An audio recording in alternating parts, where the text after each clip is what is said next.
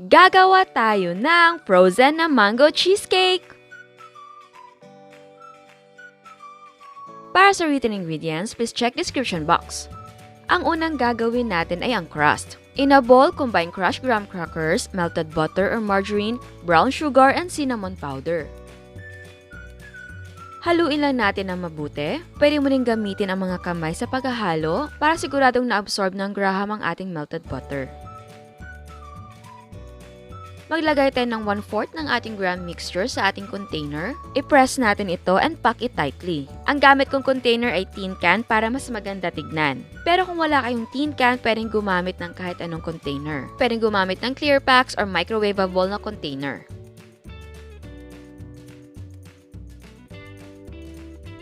Takpan natin at i-chill natin for 30 minutes or until ready to use. So, eto yung clear pack natin. 500 ml ang size nito. Pwedeng ito ang gamitin kung gusto nyo magnegosyo.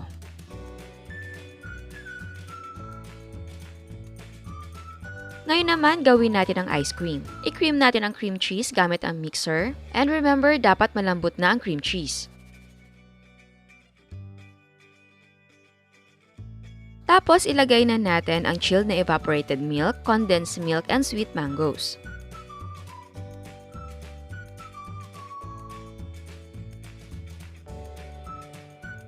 Again, dapat matamis talaga ang mangga. Haluin ito na mabuti. At para mas matingkad ang kulay ng ating ice cream, lagyan natin ng yellow food color. Yes po, optional ang paglalagay ng food color. For me kasi, mas appetizing kapag maganda yung kulay. I-set aside lang muna natin ito at i-whip natin ang all-purpose cream. And yes, dapat ang all-purpose cream ay chilled overnight. I-whip natin on high speed ang cream until mag-double ang size nito.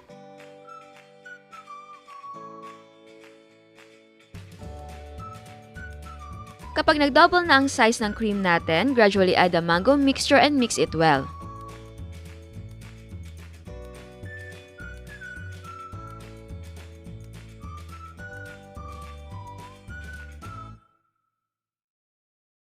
Kapag nahalo mo na lahat ng ating mango mixture, ibuhusan natin ito sa ibabaw ng ating crust. Takpan natin at ilagay natin sa freezer overnight. Ayan, ito naman yung ating nasa clear pack.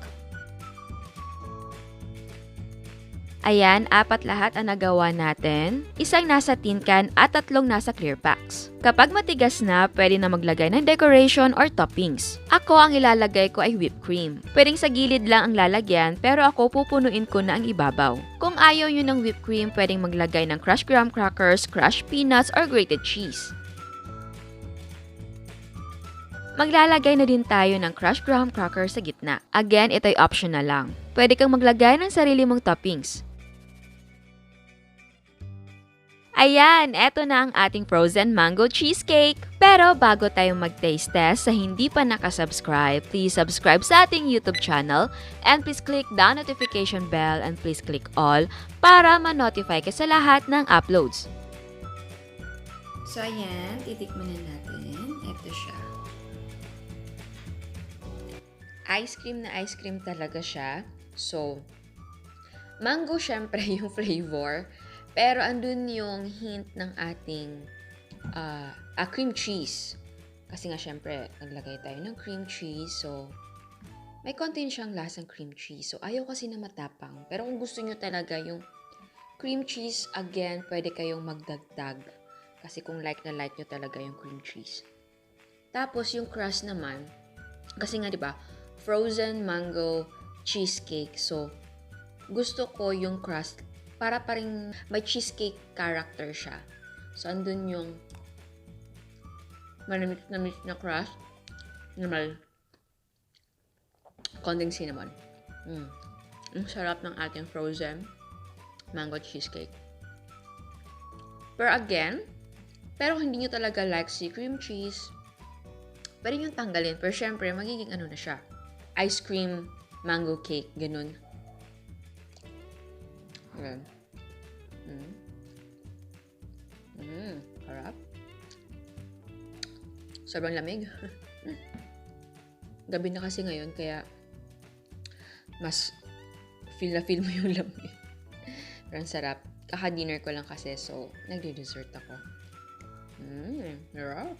Tignan nyo yung texture ng ating ice cream. Diba? Ice cream, pero homemade yan. So again, kung gusto nyo pa maglagay ng flavor, gaya ng, gusto maglagay ng peanuts, mga ganon. And nga pala, kung ayaw nyo talaga maglagay ng cream cheese, pero gusto nyo may something, may ibang twist, siguro pwede na yung yung cheese talaga, Eden, or mga favorite yung cheese, mga ganon, para ibang, actually hindi siya new, pero syempre parang maging special, extra special naman yung dating. Kasi talaga iba, hindi mo pipili kung ayaw ng cream cheese. Pero I don't know, nung unang panahon ayaw ko talaga ng cream cheese, pero ngayon na-appreciate ko siya. Meron siyang lasa na binibigay na gusto ko naman. Basta hindi lang sobra yung cream cheese. Kaya like ko na ngayon yung cream cheese. Medyo a bit expensive. 150, mga ganun yung cream cheese, diba? Okay lang naman.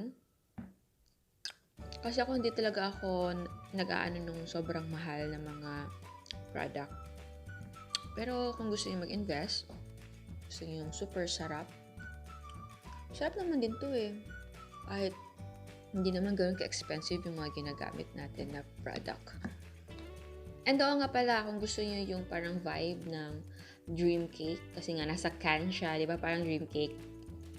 Yung instead of whipped cream, pwedeng gumamit ng white chocolate. I-melt nyo, tapos ilagay nyo sa ibabaw. Gusto ko sana ganun. Kaso lang, sabi ko, baka sobrang fancy na, baka ayaw nyo na. Ito kasing ginawa kong whipped cream, lang to, all-purpose cream. Nilagyan ko ng konting sugar, vanilla, and then gelatin. Diba? Discarded lang yan. Pero ayaw nyo gusto nyo mas malasa, pwede kang gumamit ng ibang brand ng whipped cream. Sarap. And again, pwedeng hindi mo lagyan lahat ng whipped cream yung ibabaw. Kasi tignan nyo, kapal ng whipped cream. Pwedeng pwedeng yung sa gilid lang, gilid lang. Saan na ba yun? Ito, gilid lang. Tapos, lalagyan mo na sa center ng graham or peanuts. No? Sana gano'n ang ginawa ko. Ano ba yan? Pero well, kung gusto nyo, kung may idea kayo, di ba? From this recipe, pwede kayong gumawa ng version ninyo. And again, syempre yung can is a bit expensive. So, pwede kayong gumamit ng ibang container. Clear packs or microwavable or kung ano pa man isip ninyo. Basta, think out of the box. You could be creative talaga. So, ayan. Sana nagustuhan yung ating recipe. Ciao! Aray ko. At eto ang mga prices ng ating mga sangkap. Kung clear packs ang gagamitin, makakagawa ka ng 4 nito. Ang cost per yield ay 75 pesos and 13 cents. Pwede mong ibenta ng 100 to 120 pesos. Again, ang selling price ay magdidepende kung magkano ang presyo ng sangkap sa inyo. At bago ko magpaalam, meron another dose of inspiration.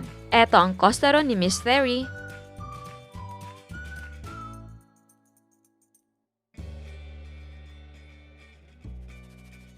Eto naman ang egg pie ni Miss Lizelle.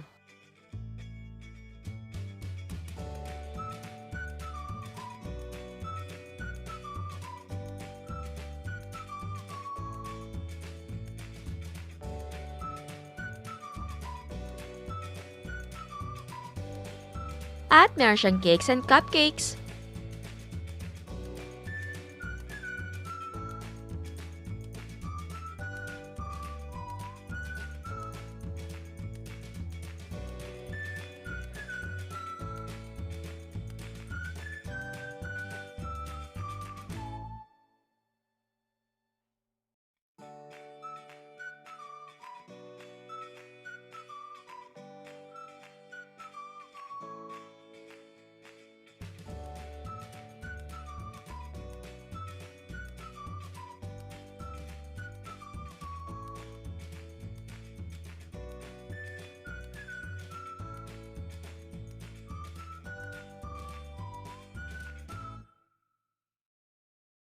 Eto naman ang mga cakes ni Miss Mary Grace.